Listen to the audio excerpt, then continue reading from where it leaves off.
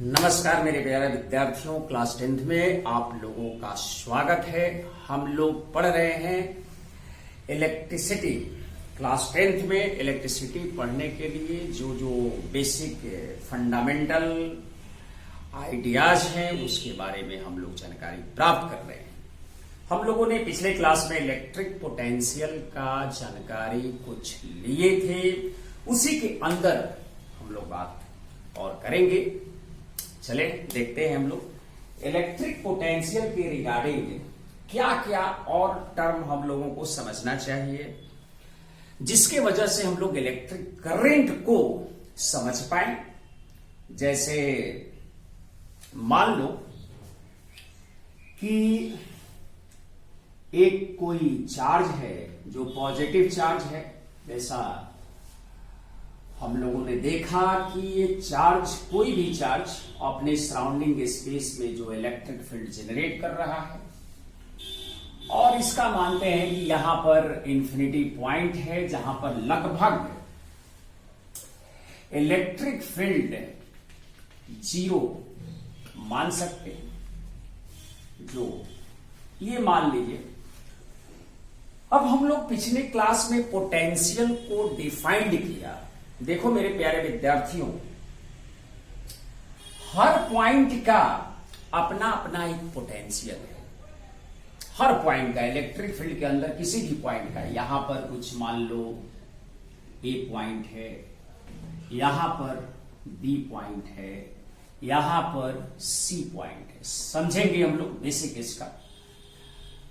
तो VB जो है, VB वो बड़ा होगा VA से और ये बड़ा होगा VC से। मतलब कि जैसे जैसे हम लोग सोर्स ऑफ चार्ज जो इलेक्ट्रिक फील्ड क्रिएट किए हुए हैं उसके करीब आते हैं तो पोटेंशियल है, पोटेंशियल का जो मैग्नीट्यूड है वो ज्यादा होता जाता है।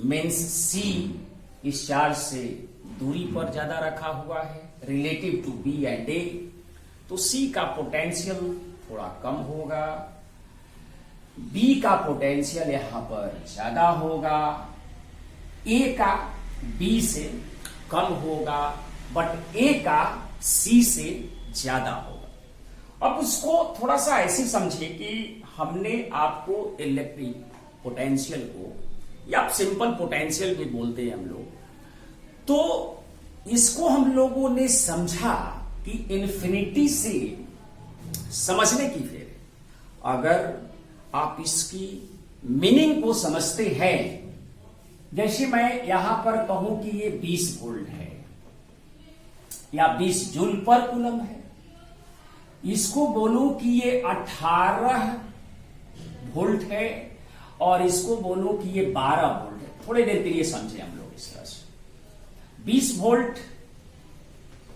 का मीनिंग कोई समझाने के लिए कहे, मतलब कि 20 जूल पर कूलम बोल सकते हैं इसको।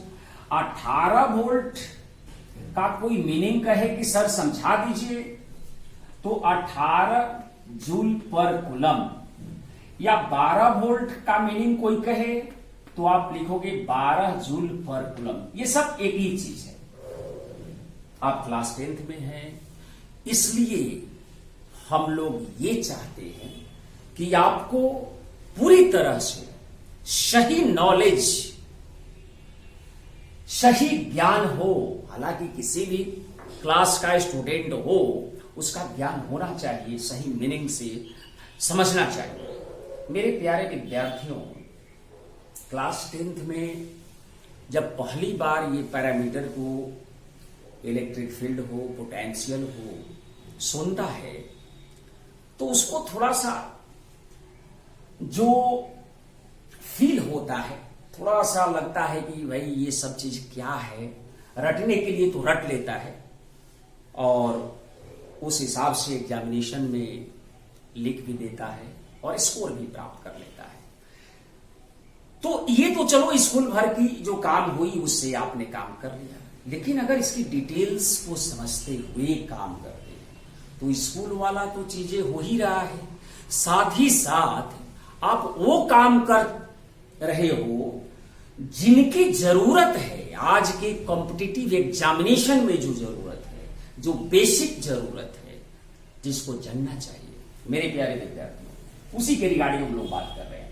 बीच बीच में थोड़ी बहुत चीजें आपको बताना पड़ता है कि आप कॉन्शियस रहें, वहां पर जागते रहें, और जो भी चीज मैं पढ़ाऊं उसकी पूरी तरह से नॉलेज रहे आपके पास।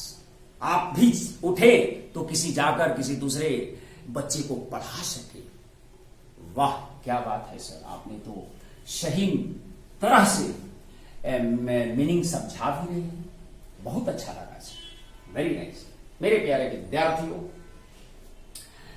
अब समझना यह है कि सी पॉइंट का जो पोटेंशियल हमने 12 वोल्ट माना है, इसका मीनिंग यह है कि 1 कूलम्ब का चार्ज जब यहां से हम लोग कैरी कर पिक कर यहां से इस पॉइंट तक लाते हैं, तो हम लोगों को 12 जूल का वर्क एफर्ट करना पड़ता है, एफर्ट करना पड़ता है। मतलब सर आप कहना ये चाहते हैं कि इधर जो है इलेक्ट्रिक फील्ड है और इधर जो है एक्सटर्नल एजेंट का फोर्स लग रहा है, इधर इलेक्ट्रिक फील्ड का। सर बिल्कुल बिल्कुल सर, बिल्कुल ये एक्सटर्नल एजेंट का। अगर हम लोग इंफिनिटिव से इसको पकड़कर पिक करके इस पॉइंट तक लाते हैं एक कूलम्ब चार्ज को, रिमेंबर दैट, किसी पॉइंट का पोटेंशियल इलेक्ट्रिक फील्ड के अंदर यूनिट पॉजिटिव चार्ज से डिफाइंड हुई है, तो हम लोग 1 कूलम्ब, क्योंकि एसआई में बात हो रही तो 1 कूलम्ब बोल सकते हैं हम लोग। तो जब हम लोग यहां पर इसको पकड़ कर रखे हैं, रिमेंबर दैट, पकड़ कर रखे हैं मेरे दोस्त, मेरे स्टूडेंट्स, पकड़ कर रखा गया है, तो जब यहां पर पकड़ कर रखते हैं तो हमें 12 जूल का वर्क करना पड़ता है। अब जरा सोचो कि जो हमने पकड़ कर रखा था उसको मैंने फ्री कर दिया, मैं छोड़ दिया, तो क्या होगा हम लोग इसकी डिटेल्स की पिक्चर को समझना चाहते हैं। तो जैसे ही हम लोग इसको छोड़ा, यहां से जो मैंने पकड़ा हुआ था 12 जूल का वर्क किया था यहां पर इंफिनिटिव से 1 कूलम्ब चार्ज को लाने में, तो जब हमने इसको छोड़ा तो ये चार्ज किधर भागेगा? ये चार्ज इंफिनिटिव की तरफ भागेगा, क्योंकि इलेक्ट्रिक फील्ड उसको खदेड़ेगा। जब इलेक्ट्रिक फील्ड यहां से खदेड़ते खदेड़ते खदेड़ते खदेड़ते यहां पर ले जाएगा, तो अब उस चार्ज पर एक फोर्स जिसका जो वर्क है उस चार्ज की काइनेटिक एनर्जी को बढ़ाते जाएगा। मेरे प्यारे विद्यार्थियों, मैं आपको वर्क के बारे में जो ज्ञान दिया था उसको यही फील कराने वाला था कि जैसे ही आप इस चार्ज को फ्री करोगे, इसका मतलब कि ये चार्ज इलेक्ट्रिक फील्ड के इन्फ्लुएंस की वजह से ये इंफिनिटी पर भागेगी। इधर से भागते भागते उसकी काइनेटिक एनर्जी बढ़ती जाएगी, क्योंकि फोर्स अब उसी डायरेक्शन में, डिस्प्लेसमेंट उसे, काइनेटिक एनर्जी बढ़ जाएगी। मतलब ये हुआ कि यहां से जैसे ही मैंने फ्री किया तो इंफिनिटी पर जाते जाते उसको काइनेटिक एनर्जी मिल गई, जिसकी वैल्यू 12 जूल के बराबर हो। सर ये तो बिल्कुल फील हो गया, बिल्कुल वैसा ही लग रहा है जैसे कि कुछ नया चीज हम लोग पढ़ी नहीं है।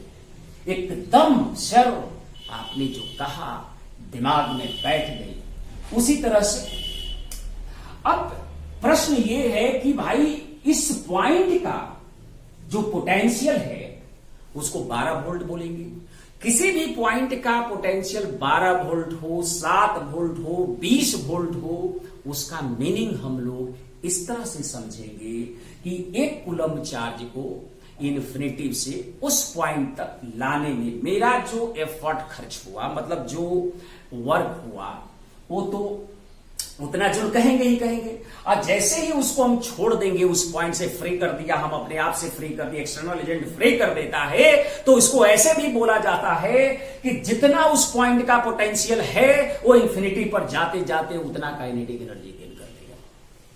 सर ये बात है, मतलब कि जो आप कहना चाह रहे हैं, अगर इस पॉइंट को मुझे बोलना पड़े तो क्या कहेंगे?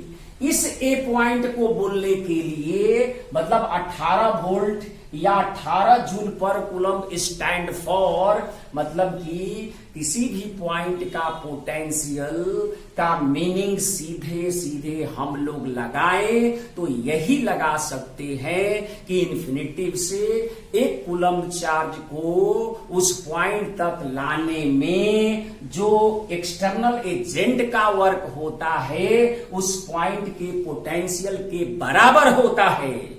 और ये भी कह सकते हैं कि उस पॉइंट से अगर हम उस चार्ज को छोड़ दें, एक कूलम चार्ज को छोड़ दें, तो इन्फिनिटी पर जाते जाते उतना ही काइनेटिक एनर्जी वो गेन कर लेता है।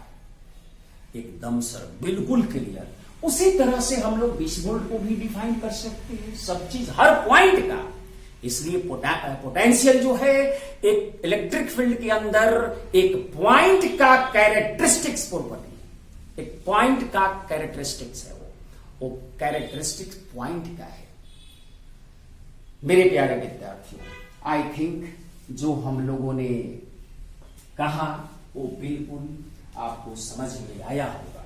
यस सर, बिल्कुल समझ में आया होगा। एक और बातें हम लोग समझे इसमें, ये तो बातें हुई कि हम लोग अपनी बात को समझाया इस तरह से। ठीक है सर, हम लोगों को समझ में तो आ गया चीजें जो आपने कहा है कि अब हमको कोई पूछे कि 40 volt stand for, what is the idea about 40 volt at a point in electric field, तो आप उसी को समझा सकते हैं, उसमें कोई बड़ी बात नहीं। हाँ सर, बिल्कुल समझा सकते हैं।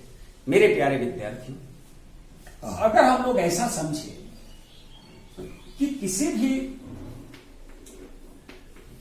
चार्ज का जो फील्ड है, ये फील्ड है जो,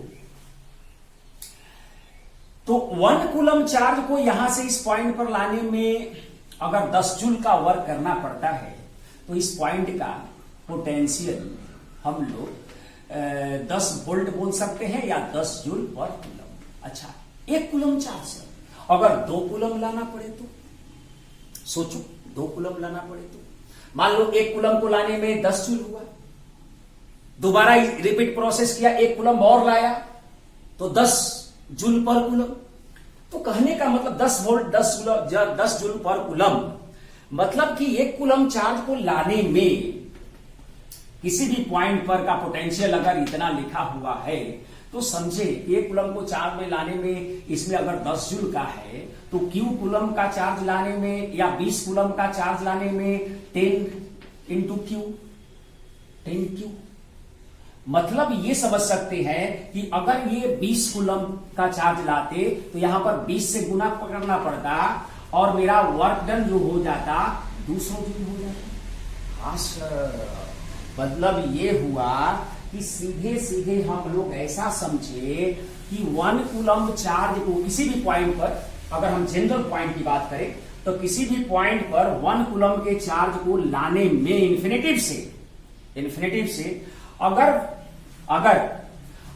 V वोल्ट दिया हुआ है तो V जूल, अभी का मान 10 जूल हो सकता है, 20 जूल पर कूलम हो सकता है, कुछ भी, मतलब कि आप समझो कि उस पॉइंट का पोटेंशियल को बारे में बोला जा रहा है। तो Q कूलम को लाने में VQ हो गया सर। मतलब कि सर आप करना चाहते हैं कि वर्क डन बाय जो एक्सटर्नल एजेंट है वो VQ लिखेंगे,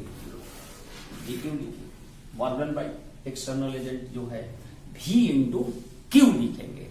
मतलब कि ये जो V है उस पॉइंट का पोटेंशियल है जिस पॉइंट पर इस Q चार्ज को लाया गया है। बिल्कुल बिल्कुल सर, एकदम बिल्कुल समझ में आ गया। अच्छा सर, और कुछ बताइए। ये एक और इसमें बातें को समझना चाहिए कि जब हम लोग यहां पर थोड़ा बहुत हम लोग इस चीज को मानेंगे कि जो इन्फिनिटी पॉइंट है उसको रेफरेंस पॉइंट माना जाता है। रेफरेंस पॉइंट क्या है? जहां से हम लोग मेजर कर सके। इन्फिनिटी को यहां पर जीरो पोटेंशियल मानकर हम लोग इस पॉइंट का पोटेंशियल को डिफाइन कर रहे हैं। अभी फिलहाल हम लोग ये चीज मानेंगे। अगर ये जीरो नहीं होगा तो पोटेंशियल का मीनिंग उस पॉइंट पर या पोटेंशियल डिफरेंस अलग बात हो गई, जो चर्चा करेंगे हम लोग। अभी फिलहाल इतना पर बात करें तो हम लोग माने कि इन्फिनिटी जो है, इन्फिनिटी को हम लोग रेफरेंस पॉइंट मानेंगे। किसी भी पॉइंट का पोटेंशियल को डिफाइंड करने के लिए potential is a characteristics of a point. ये तो समझ गए हम लोग। Potential infinity is a reference. Infinity को क्या मानेंगे हम लोग? रेफरेंस मानेंगे। रेफरेंस का मतलब कि जहां पर पोटेंशियल जीरो हो वहीं से हम लोग मापदंड करने का तरीका समझते हैं मेरे प्यारे विद्यार्थियों। तो पोटेंशियल ऑफ रेफरेंस पॉइंट जो है जीरो मानकर करते हैं। यहां पर हम लोग इन्फिनिटी को रेफरेंस मानते हैं। Sorry,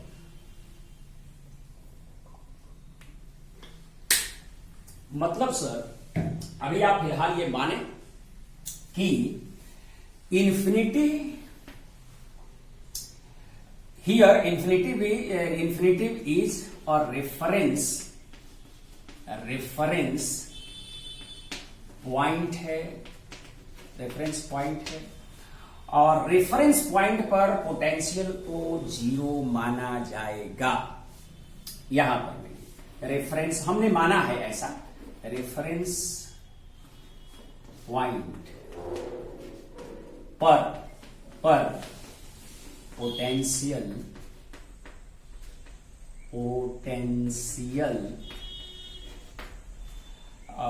is taken as zero. मतलब कि जीरो माना तब यहां पर हम लोग 10 वोल्ट 20 वोल्ट यहां पर कुछ दूसरा मान लेंगे तो इस पॉइंट का पोटेंशियल दूसरा हो सकता है। ठीक है, तो ये बात समझ में आ गई, ये भी समझ में आ गई। पोटेंशियल का फील समझ में आया कि नहीं? कि पोटेंशियल, जैसे मैं कहूं कि पोटेंशियल, व्हाट इज पोटेंशियल? मतलब कि किसी बच्चे में कहा जाता है भाई वो लड़का जो है, इसी क्लासरूम में कोई लड़का बैठा हुआ है, उसके पास पोटेंशियल है कि वो क्रैक आईआईटीज, क्रैक मेडिकल्स, मतलब बहुत सारा चीज है। कहा जाता है उस आदमी में इतना क्षमता, कैपेसिटी, पोटेंशियल। तो उसी तरह से हम लोग यहां पर एक सेंस बनाएंगे कि इलेक्ट्रोस्टैटिक्स फील्ड के अंदर हर पॉइंट का जो पोटेंशियल है वो अलग अलग है, होना भी चाहिए।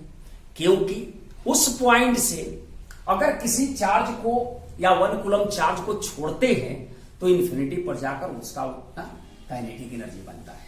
ऐसा मैं समझे, मतलब कि ये जो है तो पोटेंशियल का एक जो मीनिंग है वो आपको समझ में, दिमाग में आ जाना चाहिए कि कहना क्या चाह रहा है कोई। तो ये बातें आपको क्लियर हुआ। अब कुछ बातें हम लोग ऐसा करें इसमें कि पोटेंशियल जो डिफरेंस है, पोटेंशियल जो डिफरेंस है, थोड़ा बहुत हम लोग ऐसा समझे। पोटेंशियल डिफरेंस पीडी, इसको हम लोग बोलते हैं पोटेंशियल डिफरेंस। क्या है थोड़ा समझेंगे हम लोग, तब जाकर ज्यादा एक्यूरेट मीनिंग समझ में आएगी। पोटेंशियल डिफरेंस केवल आप इसको भी हम लोग V से ही रिप्रेजेंट करेंगे। मतलब डिफरेंस का क्या मतलब है? डिफरेंस मतलब final minus initial, generally meaning हम लोग यही लगाएंगे। अभी हम लोगों ने देखा कि अगर इन्फिनिटी पर का जो पोटेंशियल है वो जीरो है। इन्फिनिटी पर का पोटेंशियल क्या है? जीरो है। जैसे मैं एक चार्ज बना दिया यहां पर +Q, और यहां से इन्फिनिटी पर का जो पोटेंशियल है V का मान जीरो है। और इस पॉइंट का मान मान लीजिए VA का मान 10 वोल्ट लिखा गया है और V इंफिनिटी 0 है, तो जो पोटेंशियल डिफरेंस है V, तो फाइनल जो पॉइंट है यहां पर के लिए VA माइनस V इंफिनिटी, तो VA है 10 और V इंफिनिटी 0, तो पोटेंशियल डिफरेंस कितना मिल गया? 10 वोल्ट। पोटेंशियल डिफरेंस क्या मिल गया? ये दो पॉइंट का क्या है? डिफरेंस है। अगर मैं कहूं कि ऐसा समझे, ए पॉइंट है और एक मैंने बी पॉइंट यहां पर मान लिया और इसको हमने 30 वोल्ट माना, VB को 30 वोल्ट माना, VB को 30 वोल्ट माना। मेरे प्यारे विद्यार्थियों, तो इसके और इसके बीच का मीनिंग क्या है?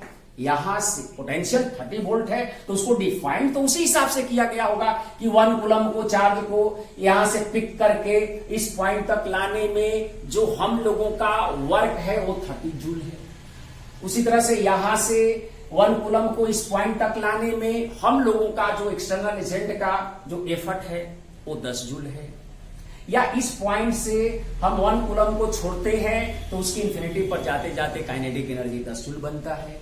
या उसी तरह से इसको भी हम लोग समझ सकते हैं सर। हाँ सर, बिल्कुल। तो उसी तरह से यहां से यहां तक का पोटेंशियल डिफरेंस तो 30 वोल्ट है। क्या है? 30 वोल्ट। अब मैं कहूं कि इसके और इसके बीच का पोटेंशियल डिफरेंस बताओ, तो पोटेंशियल डिफरेंस जो है ए और बी के बीच, माने बी और ए के बीच final point potential difference between A and B बोले चाहे बी एंड ए बोले, माने फाइनल में से हम इनिशियल को घटाएंगे। डिफरेंस का मतलब final potential minus initial potential. तो हम यहां पर आपको यह बताना चाहते हैं कि जो बी और ए के बीच, ध्यान दीजिएगा, तो इन्फिनिटी पर 0 है तो यहां पर हमने 30 वोल्ट माना। अगर इन्फिनिटी पर कुछ दूसरा पोटेंशियल हम मान लेते तो इस पॉइंट का और इस पॉइंट का उतने से, क्योंकि अगर इसमें उतना जोड़ेंगे घटाएंगे, जो भी इसको आप मीनिंग समझे इस चीज को, तो इनका और इनके बीच का जो डिफरेंस लेंगे तो इस इन्फिनिटी पर का क्या पोटेंशियल था उससे कोई मतलब फर्क नहीं पड़ेगा। मतलब पोटेंशियल डिफरेंस जो है रेफरेंस पॉइंट पर डिपेंड नहीं करेगा, क्योंकि जितना इसमें जोड़ा जाएगा या घटाया जाएगा, या जोड़ा जाएगा या घटाया जाएगा, जोड़ा जाएगा या घटाया जाएगा, माने क्यों चेंज आएगा? जब डिफरेंस लेंगे उसका तो उतना अमाउंट हट जाएगा। उतना अमाउंट क्या हो जाएगा? हट जाएगा। हाँ सर, बिल्कुल बिल्कुल बिल्कुल सर, मतलब घटाने की बात है। ये चीजें ज्यादा हम लोग बताएंगे आपको, इसमें कंफ्यूज मत होना बेटा। खाली बस यहां दिमाग में जोड़ घटाओ से आप कंफ्यूजन मत लिखे। आप ये समझे केवल कि इस पॉइंट का जब पोटेंशियल 30 वोल्ट है या इस पॉइंट का पोटेंशियल 10 वोल्ट है, तो यहां पर अगर 0 है तो है, यहां पर कुछ दूसरा मानेंगे तो ये दूसरा आ जाएगा। उसका क्लैरिटी कॉन्सेप्ट बाद में बताया जाएगा आपको। और जितना इसमें कुछ चीज से चेंज हुआ, इसमें भी जो चीज से चेंज हुआ, अगर ये 0 नहीं है तो, अगर ये 0 नहीं है तो जो बी और ए का पोटेंशियल आएगा वो रेफरेंस पॉइंट पर डिपेंड कर जाएगा। लेकिन जैसे ही इसका डिफरेंस लेंगे, वो जितना चेंज आया है वो चेंज को तो डिफरेंस में कटा देगा वो। हाँ सर, बिल्कुल समझ में आएगा। मतलब पोटेंशियल डिफरेंस जो है रेफरेंस पॉइंट पर डिपेंड नहीं करेगा, बट पोटेंशियल जो है वो रेफरेंस पर डिपेंड कर जाएगा। मेरा सीधा सा कहना यही है, आप यही माने मेरे प्यारे विद्यार्थियों। तो potential difference between A and B अगर हम कहें तो हम लिखेंगे VB minus VA, VB minus VA।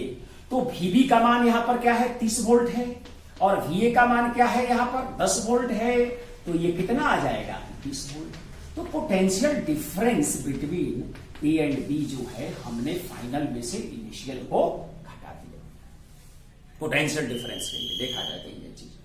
Difference का मीनिंग आपको बहुत ही क्लियरली, मतलब फाइनल में से हम लोग इनिशियल को घटाते हैं। मैंने इनिशियली कहा, मैंने यहां से आए तो पहला इनिशियल हुआ तो ये लिखेंगे, और यहां से यहां पर आए तो फाइनल बी हो गया, तो यही VB माइनस ये। तो इनके बीच का डिफरेंस कितना है? 20 वोल्ट का है। इनके बीच का डिफरेंस कितना है? 20 वोल्ट का है। अगर हम लोग ऐसा समझे कि आप बिल्कुल बातों को समझ चुके होंगे कि हम कहना क्या चाहते हैं, मतलब हम कहना चाहते हैं ये बात कि potential difference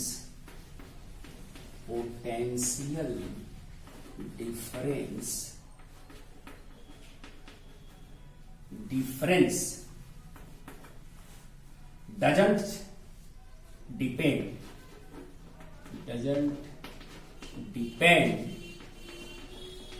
depend on reference position,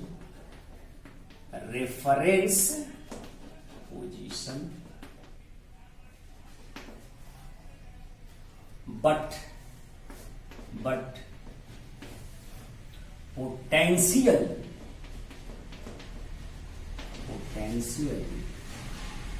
depends on a reference position या पॉइंट जो भी, ये चीज बिल्कुल क्लियर होना चाहिए। मतलब ये है। हाँ सर, बिल्कुल समझ में आ गया चीजें। तो ये भी समझ में आ गया W बराबर VQ। भी अगर पोटेंशियल डिफरेंस है, जैसे अब कुछ चीजें हम लोग समझे और बेसिक इसका और न्यूमेरिकल से कुछ समझेंगे चीजें को तो ज्यादा बेहतर होगा। तो सर मान लीजिए कि एक इलेक्ट्रोस्टैटिक फील्ड है और यहां पर सर A पॉइंट पर, और ये मैंने माना B पॉइंट है, और इलेक्ट्रोस्टैटिक फील्ड में ये दोनों पॉइंट है, और यहां पर पोटेंशियल मान लीजिए सर -50 वोल्ट है सपोज सर। और इस पॉइंट का ये मत समझिए क्या हम लोग कहां का चार्ज का सोर्स है, वो चार्ज कि कौन सा पॉइंट करीब है वो हम इंडिकेट करेंगे तभी पता चलेगा। ये हमने इस तरह से चीजें को माना है भाई। बहुत सारे चार्जों का मिलाकर चीज बनती है। चाहे इसको हम मानते हैं 150 वोल्ट सपोज, 150 वोल्ट है, और यहां पर मानते हैं कि 120 वोल्ट है। अब हमने क्या किया, ध्यान से देखिएगा कि इस पॉइंट पर एक चार्ज Q जिसका मान हमने रखा, क्या मान रखे बोलो, 10 माइक्रोकूलम रखा। अब इस चार्ज को यहां से यहां पर लाना है, यहां से यहां। अब 150 वोल्ट का मीनिंग क्या है पहले सोचो। तो 150 वोल्ट का मीनिंग यही होगा कि इन्फिनिटिव से एक कूलम्ब के चार्ज को जब इस पॉइंट तक लाया गया होगा तो हमारा एफर्ट 150 जूल का। अगर हम 10 माइक्रो कूलम्ब को अगर वहां पर लाएंगे तो यहां पर वर्क कितना, इन्फिनिटिव से अगर लाएंगे तो 150 गुने 10 माइक्रो कूलम्ब को आप बना सकते हैं। माइक्रो कूलम्ब को क्या लिख सकते हैं, तो ये -6, 1 माइक्रो कूलम्ब स्टैंड फॉर 10 की पावर -6 है, मतलब 10 की पावर -5 कूलम्ब हो गया। ऐसा समझना है, बिल्कुल से। तो ऐसे में जो हम लोग जो मीनिंग है W एक्सटर्नल कितना होगा, तो सीधे फॉर्मूला में जो बताया गया कि charge into potential difference, charge into potential difference. Charge की वैल्यू कितना है भाई, कहां से कहां ला रहे हैं, तो A टू B ला रहे हैं। Charge is removing from A to B, तो फाइनल कौन सा पॉइंट हुआ, B सर। इनिशियल कौन सा पॉइंट हुआ, A। तो जो डिफरेंस लेंगे, जो डिफरेंस जहां से जहां, मतलब ए से बी पर जा रहे हैं, कहां जा रहे हैं, ए से बी पर जा रहे हैं, तो ए से बी पर इस चार्ज को लेकर जा रहे हैं, तो work done by external agent कितना हुआ, तो ये भी पोटेंशियल डिफरेंस है। इनिशियल पॉइंट ये और फाइनल पॉइंट, इसको हम मान लेते हैं इनिशियल पॉइंट, और इसको मान लेते हैं फाइनल पॉइंट। फाइनल पॉइंट, बिल्कुल सर, बिल्कुल बिल्कुल समझ में आ रहा है सर। आप बताइए बताइए, तो वर्क डन एक्सटर्नल एजेंट का क्या होगा, क्यू, क्यू कितना है भाई, तो क्यू है सर 10 के power 10 micro coulomb, stand for 10 के पावर -5, और क्यू सॉरी भी पोटेंशियल डिफरेंस इनिशियल से final, final minus VB minus वीए करेंगे, तो 10 के पावर -5 इंटू वीबी कितना है 120 माइनस वीए कितना है 150।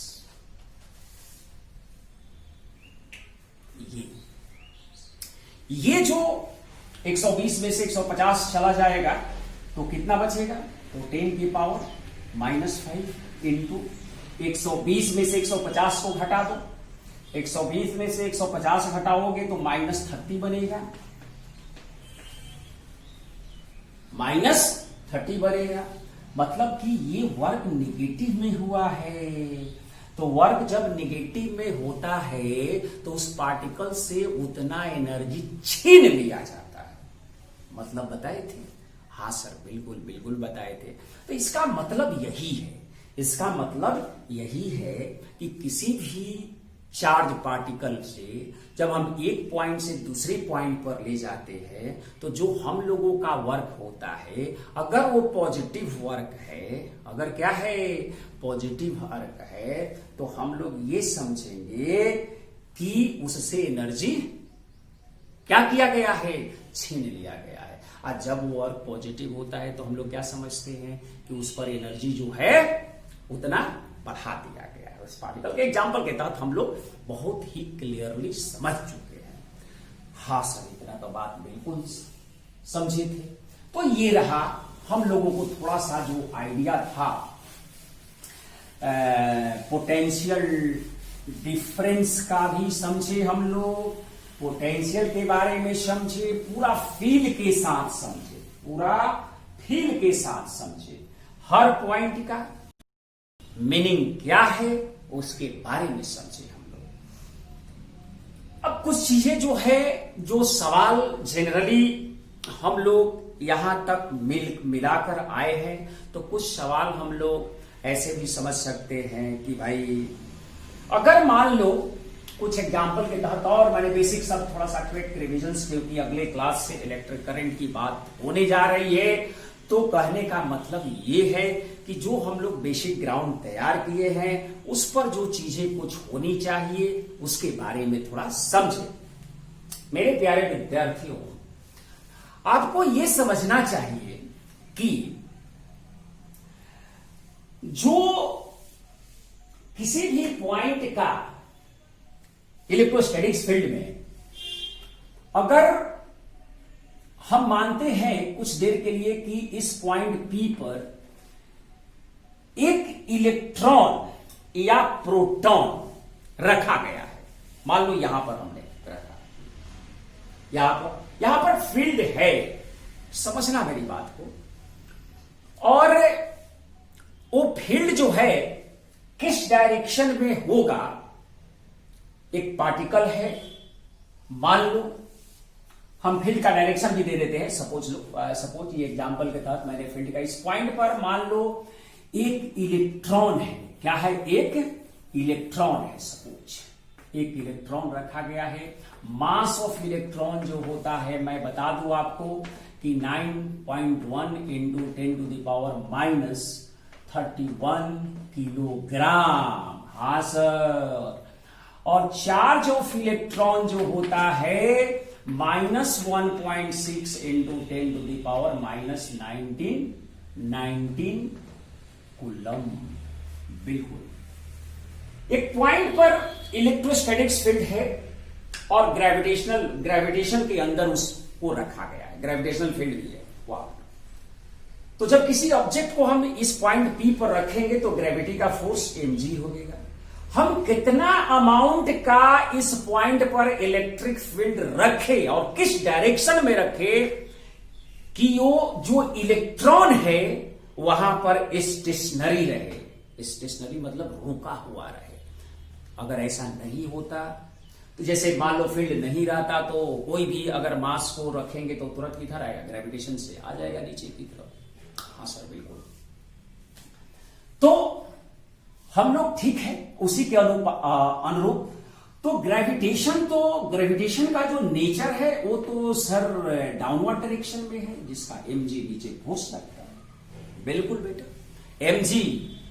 अब इस पॉइंट पर इलेक्ट्रिक फील्ड का ही खेल ऐसा होगा कि इस mg को बैलेंस करने वाला फोर्स, क्योंकि इलेक्ट्रिक फील्ड में जो फोर्स लगता है सर Q × E लगता है। अगर ये पॉजिटिव है तो इलेक्ट्रिक फील्ड के डायरेक्शन में लगेगा, अगर ये नेगेटिव है तो इलेक्ट्रिक फील्ड के ऑपोजिट में लगेगा। मेरे प्यारे विद्यार्थियों, हम लोग किसी कॉन्सेप्ट को समझते हैं, एनालिसिस करते हैं, तो पहले उसकी कहानी को सही मायने में समझना पड़ता है। अगर हम इलेक्ट्रिक फील्ड का सपोज डायरेक्शन ऊपर ले लें, सपोज, तो इलेक्ट्रॉन पर फोर्स डाउन में ही लग जाएगा। मेरे प्यारे विद्यार्थियों, अगर जब डाउन में लगा तो mg और कीवी जो है साथ साथ उसका रफ्तार और मतलब जो चीजें है बढ़ा देंगे, स्पीड बढ़ जाएगा। रुका कैसे रहेगा? तो रुकने के लिए इलेक्ट्रिक फील्ड का डायरेक्शन हम लोगों को नीचे देना पड़ेगा ताकि नेगेटिव चार्ज पर फोर्स जो है QE ऊपर लगे। बिल्कुल सर बिल्कुल समझ में आया।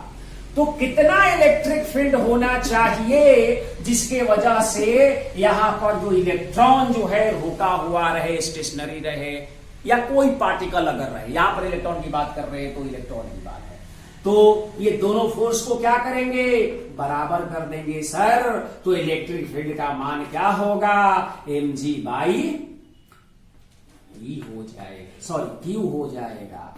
Q तो चार्ज ऑफ, यहां पर चार्ज अब मैग्नीट्यूड में लिखना होगा क्योंकि डायरेक्शन की हिसाब किताब हम लोग ऑलरेडी लगा चुके हैं, इसलिए ध्यान रखें कि यहां पर जो भी चीजें हैं वो मैग्नीट्यूड वाइज mg अपॉन और charge of electron magnitude wise E, mass 9.1 into 10 के पावर -31। G का मान लेते हैं 10, हालांकि 9.8 होता है, कैलकुलेशन में हम लोग यहां 10 रखेंगे। और E का मान बेटा क्या है, मैग्नीट्यूड वाइज है 1.6 इंटू 10 टू द पावर -19। ये इलेक्ट्रिक फील्ड जो है न्यूटन पर कूलम में हो या वोल्ट पर मीटर में होगा। किस डायरेक्शन में होगा, तो जिधर ग्रेविटेशनल फील्ड है उसी डायरेक्शन में होगा। तब इलेक्ट्रॉन पर का जो अपवर्ड फोर्स है और डाउनवर्ड फोर्स है बैलेंस में आ जाएगा। हाँ सर बिल्कुल समझ में आ गया हम लोगों को, बिल्कुल। तो इसी तरह के जो कॉन्सेप्ट है जो हम लोगों ने प्रयास किया है आज की क्लास में समझने के लिए, मेरे प्यारे विद्यार्थियों, इसी तरह से आप पढ़ते रहे, मन लगाकर पढ़े। हम लोग कंसेप्चुअली हर चीज का पोस्टमार्टम करने वाले हैं, मतलब वो फील आने वाली है कि जब आप कोई चीज का काम करोगे तो उसमें इंटरेस्ट डेवलप हो जाएगा। मेरे प्यारे विद्यार्थियों, आज की क्लास में इतना ही। थैंक यू, धन्यवाद।